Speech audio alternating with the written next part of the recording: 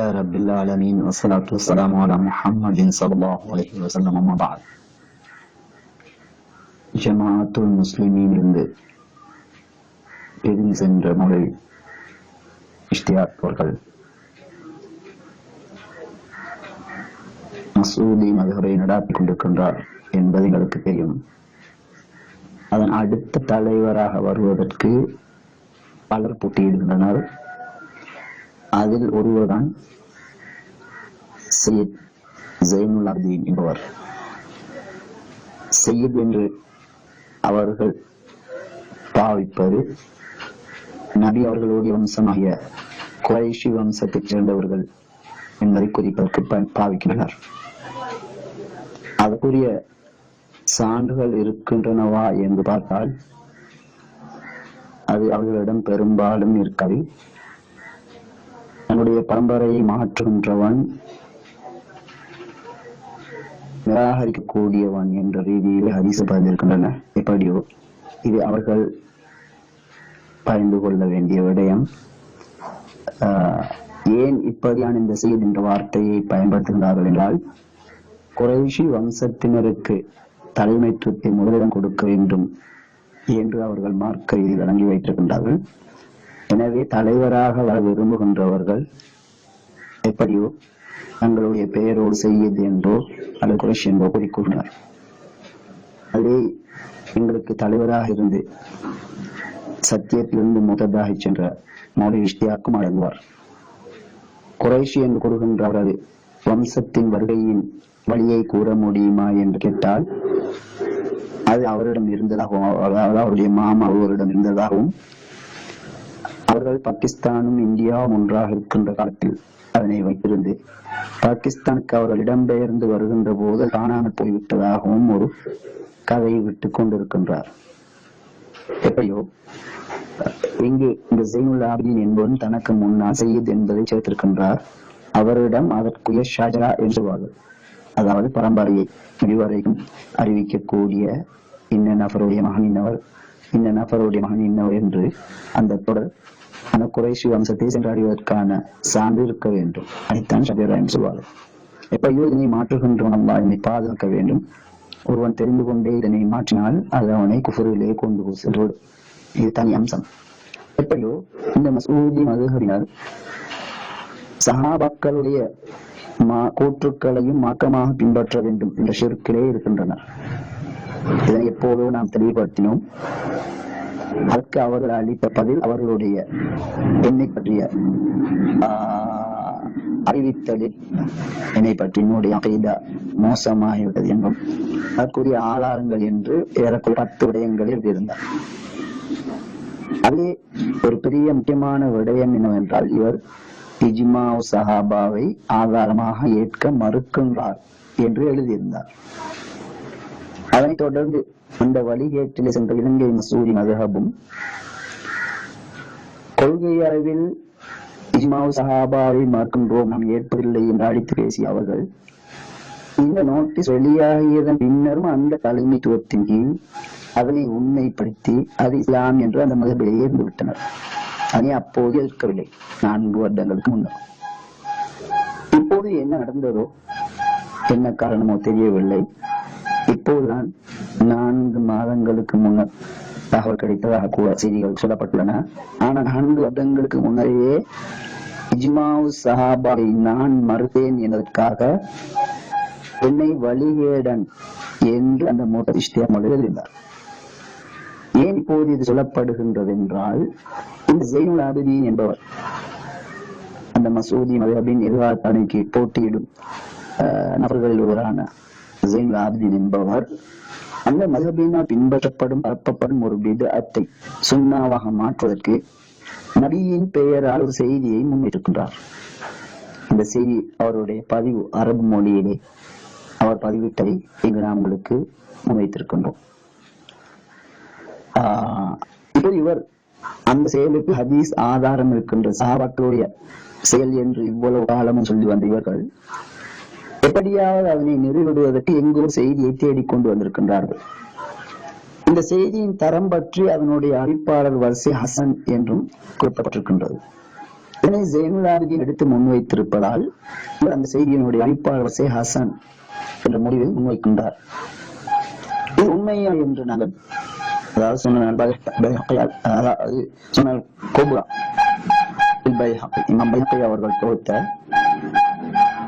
பெரிய கோபுரா என்று சொல்லக்கூடிய நூலிலே 6294வது இலக்கத்தில் இது இடம்பெறுவதாக குறிப்பிட்டுள்ளார். அந்த ஹதீஸ் நூலை நாம் எடுத்து பார்த்தோம். என்னுடைய உண்மையான நிலைமை என்னவென்றால், அந்த நூலிலே இந்த செய்தியில் எந்த சந்தேகமும் கிடையாது. இந்த செய்தியின் உண்மை நிலையை அறிந்து கொள்வதற்கு ஹதீஸ் கலையிலே பெரிய ஞானம் அவசியம் இல்லை. இதே போன்ற அடுத்த செய்தி, அதாவது 6294 6295வது செய்தியை படித்திருந்தால் என்னுடைய உண்மை நிலை விளங்கி இருக்கும். ஏனென்றால் அது இமாம் பைஹக்கி அவர்களே குறிப்பிடுகின்றார்கள். அதே போன்று இமாம் இப்னு அவர்களுடைய கூற்றையும் இவற்றை கூற்றையும் இமாம் பைஹக்கி அவர்கள் பகிர்ந்திருக்கிறார்கள். என்ன விடயம் என்னவென்றால், இந்த செய்தி உண்மையிலே எனது அறிவிப்பாளர் வசை ஹசன் என்ற தரத்தில் இருக்கின்றதா என்று பார்த்தால் ஒருபோதும் இல்லை. எனவேதான் ஹதீஸ்கலை அறிஞர்கள் ஒருவரான இமாம் இப்னு ஆதி அவர் சொல்லுகின்றார்கள், இந்த செய்தி மறுக்கப்படக்கூடிய ஒரு செய்தி என்று சொல்கின்றார்கள். முஹம்மது பின் இப்ராஹிம் ஹதா, இதில் வரக்கூடிய முஹம்மது பின் இப்ராஹிம் என்பவை தவிர மற்றவர் பக்கியா என்பவரிலிருந்து இந்த செய்தி மற்றவருமே அறிவிக்கவில்லை. இந்த முஹம்மது பின் இப்ராஹிம் எப்படிப்பட்டவர் என்றால், இவர் முன்கரான செய்திகளை அறிவிக்கக்கூடிய ஒரு நபர். இவரை சுருக்கமாக சொல்வதென்றால், இமாம் இப்னு ஹஜர் அவர்கள் சொல்லுகின்றார்கள், இவர் முன்கருள் ஹதீஸ் செய்தியும் மறுக்கப்படும், ஏற்றுக்கொள்ளப்பட மாட்டார். இதையும் தாண்டி ஹதீஸ் கையிலே அந்த ஹதீஸ்களில் வரக்கூடிய இழல் என்ற நுணுக்கமான குறைபாடுகளை கண்டறிய அந்த பகுதியை இழல் என்று சொல்வார்கள். அதாவது நுணுக்கமான அதாவது மறைந்திருக்கக்கூடிய குறைகளை கூட கண்டறிகின்ற ஒரு துறை. இந்த துறையிலே மிகவும் அல்லது முழுமை தரத்தில் இருக்கக்கூடிய அவர்கள் சொல்கின்றார்கள், இந்த முஹம்மது பின் இப்ராஹிம் என்பவர் ஒரு பொய்யர் என்ற அளவிற்கு அவர்கள் வருத்துக்கின்றார்கள். அல்லது குறைந்தபட்சம் இவருடைய செய்திகள் மறுக்கப்பட வேண்டியவை என்பது இமாம் இப்னு ஹஜர் போன்ற அறிஞர்களின் கருத்து. இந்த நிலையிலுள்ள அறிவிப்பாளரை கொண்ட செய்தியைத்தான் இந்த ஜெயினுல் ஆபிதீன் என்பவர் அவர்களுடைய மதபிலேயே அவர்கள் செய்யக்கூடிய அந்த பித்ஆத்தை சுன்னாவாக மக்களுக்கு காண்பிப்பதற்கு இந்த குப்ரா என்ற இமாம் பைஹக்கி அவர்களுடைய நூலிலே வரக்கூடிய இந்த 6194வது இலக்கத்தில் பதிவு செய்யப்பட்டுள்ள செய்தி சொல்லியிருக்கின்றார். 6195வது இலக்கத்திலே இந்த செய்தி பகிர்ந்து விட்டு இமாம் பைஹக்கி அவர்கள் இமாம் இப்னு ஆதியுடைய கூற்றை எடுத்து சொல்லுகின்றார். அதாவது இது மறுக்கப்பட வேண்டிய செய்தி. அதே போன்று நாம் தாரகுத்னியுடைய வகையிலே நாங்கள் இதனை பார்த்தால் இது ஒரு இட்டுக்கட்டப்பட்ட செய்தி என்ற நிலைக்கு வரும். அதே போன்று இதிலே மற்றொரு அறிவிப்பார்க்கின்றார் பக்கியா பின் வலீத், அதாவது இவருடைய ஆசிரியர் முஹம்மது பின் இப்ராஹிமுடைய ஆசிரியர், அவர் யாரிடமிருந்து ஹதீஸ் கேட்டு சொன்னாரோ அவருடைய நிலைமை என்னவென்றால், உண்மை சொல்லக்கூடியவர், உண்மை பேசக்கூடியவர், ஆனால் இவர் கசீரு தத்லீஸ் அனி துஅஃபா, பலவீனமான அறிவிப்பாளர்களிடமிருந்து அதிகமாக, அதாவது இடையில் உள்ளவரை மறைத்து விட்டு செய்திகளை சொல்லக்கூடியவர் உண்மையாளர். எனவே அப்படியானவர்களிடமிருந்து அறிவிப்புகளை எடுப்பதாக இருந்தால், இவர்கள் யாரிடமிருந்து செய்தி சொல்லுகின்றனரோ அவரிடமிருந்து இவர் நேரடியாக கேட்டார் என்று சொல்லும் வரைக்கும் இத்தகையவர்களிடமிருந்து செய்திகளை எடுப்பதில்லை, அவர்கள் கூறக்கூடிய செய்திகளை நம்புவதில்லை. அந்த அடிப்படையில் பக்கியா என்பவர் இந்த இடத்திலே நேரடியாக அந்த செய்தியை கேட்டதாக இவர் சொல்லவில்லை. மாறாக பக்கியா என்ன சொல்றார் என்றால், சௌர் பின் யஸீத் என்பவரை தொட்டும் என்று தான் அறிவிக்கின்றார். இப்படி தொட்டும் என்று இப்படியான தத்லீஸ் செய்யக்கூடியவர்கள், அதாவது உண்மையிலேயே தங்கள் கேட்ட நபரை மறைத்து வேறொரு நபர் மூலம் அவரை தொட்டு என்று நாம் அறிவிக்கும் போது இவர்களுடைய செய்தியை எடுப்பதில்லை. இத்தகையவர்களை முதலீசன் சொல்வார். அதாவது குறைகளை மறைப்பதற்காக, அவர் சொல்லக்கூடிய செய்தி ஏற்றுக்கொள்ளப்பட வேண்டும் என்பதற்காக அவருக்கு செய்தியை சொன்னவர் பலவீனமானவர் என்பது அவருக்கு தெரியும். எனவே அவருடைய செய்தி எடுபடாது. வெறுமனே அவருடைய செய்தி எடுபட வேண்டும் என்ற ஒரு அற்ப நோக்கத்திற்காக அந்த செய்தியை சொல்லக்கூடிய குறையுடையவர் என்பதை மறைத்து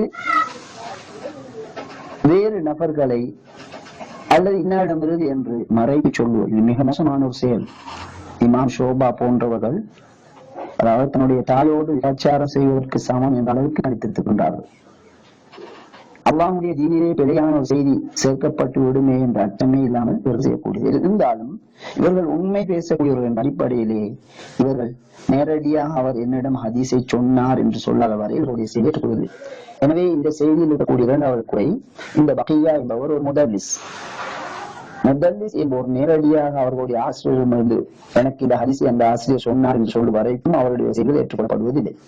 அந்த அடிப்படையில் பார்க்கும்போது இந்த செய்தியும் பக்கையா என்பவர் தன்னுடைய ஆசிரியர் தனக்கு நேரடியாக சொன்னதாக இவர் சொல்லவில்லை, தன்னுடைய ஆசிரியரை தொட்டும் என்றுதான் சொல்லியிருக்கின்றார். எனவே அந்த அடிப்படையிலும் இந்த செய்தி ஏற்றுக்கொள்ளப்பட மாட்டார். எனவே ஒட்டுமொத்தத்தில் பிறநாள் தினத்திலே ஒருவர் மற்றவரை சந்தித்தால் என கூறுவது ஹதீஸே அல்ல. இந்த மசூதி மதுஹபை சார்ந்த ஆலிம் ஸைனுல் ஆபிதீன் இதற்கு மிகச் சிரமப்பட்டு முடித்திருக்கக்கூடிய ஆதாரம் ஒரு இட்டுக்கட்டப்பட்ட செய்தி அல்லது குறைந்தபட்சம் தூக்கி எறியப்பட வேண்டிய செய்தி, அது ஹதீஸ் அல்ல. அதனுடைய அறிவிப்பாளர் வரிசை ஹசன் என்று கூறியிருப்பது அவருக்கு அறிவிப்பாளர் வரிசையை ஆய்வு செய்யக்கூடிய தயார் இருந்து இதை சொன்னாரா அல்லது தெரிந்திருந்தும் ஒரு பொய்யை சொன்னாரா என்று எங்களுக்கு தெரியாது. இரண்டில் ஒரு குற்றச்சாட்டு அவர் மீது வரும். ஒன்றோ அவர் ஹதீஸ்களை பற்றிய ஹதீஸ்களின் அறிவிப்பு ஹதீஸ்களை பற்றி ஆய்வு செய்யக்கூடிய திறன் அற்றவர் என்ற செய்தி இருக்க வேண்டும், அல்லது அதனை தெரிந்ததன் பிறகும் அவருடைய மதுஹபை காப்பாற்றுவதற்காக அவர் இந்த செய்தியை முன்வைக்க வேண்டும். இரண்டில் ஒன்று நிச்சயமாக இருக்கிறது. எனவேதான் அவர் இந்த செய்தியை இதுவரைக்கும் சஹாபாக்கள் ஒன்று சேர்ந்து செய்தார்கள், எனவே அது ஹதீஸ் என்று சொல்லிக் கொண்டிருந்தவர்கள் அது ஹதீஸின் வகையிலே அடங்காது என்பது பரவிவிட்ட நிலைமையில் அதனை நிரூபிப்பதற்காக அஸ்ஸுனன் குப்ரா எனப்படக்கூடிய நூலிலிருந்து இந்த இட்டுக்கட்டப்பட்ட அல்லது தூக்கி எறியப்பட வேண்டிய மறுத்துரைக்கப்பட வேண்டிய இந்த செய்தியை ஆதாரமாக முடிக்கின்றார். எனவே இந்த செய்தியின் உண்மை நிலை இது ஹதீஸ் அல்ல. ஆகவே முடிவு எப்படி வரும் என்றால் தகப்பல்லாஹு மின்னா வ மின்கும் என்பதை மார்க்கமாக இன்று செயல்படுத்துகின்றார்கள். இது ஒரு பித்அத். இதனை தெரிந்ததன் பிறகு ஒருவன் செய்வானே ஆனால் அவனுக்கு கடுகு பிரமாணம் அளவே ஈமான் இருக்காது. அந்த வகையிலே மசூதி மதுஹபினர் இந்த பித்அத்தை நிறுவும் முயற்சி தவிடுபொடியாகின்றது என்ற உண்மையை சத்தியத்தை தேடக்கூடியவர்களுடைய கவனத்திற்கு கொண்டு வருகின்றேன். எனவே இந்த செய்தியின் மூலமும் அவர்களுடைய பித்அத் சுன்னா என்பது நிரூபணமாக மாட்டாது. அனைவரையும் சோனம் செல்லக்கூடிய ஒரே கூட்டமாகிய ஜமாஅத்துல் முஸ்லிமீனிலே ஒன்றிணைந்து உங்களை நீங்களே நரகத்தில் இருந்து பாதுகாத்துக் கொள்ளுமாறு அன்போடு பண்பாக அழைக்கின்றேன். எங்களுடைய ஜமாஅத்திலிருந்து வழிகிட்டு அதிலிருந்து வெளியேறி சென்று விட்ட மௌலவி இஷ்தியாக்கிலோ அவருக்கு கீழே இருக்கிற மதுஹபிலோ சிக்கி நரகம் செல்வதிலிருந்து உங்களை பாதுகாத்துக் கொள்ளுமாறும் வேண்டுகின்றேன்.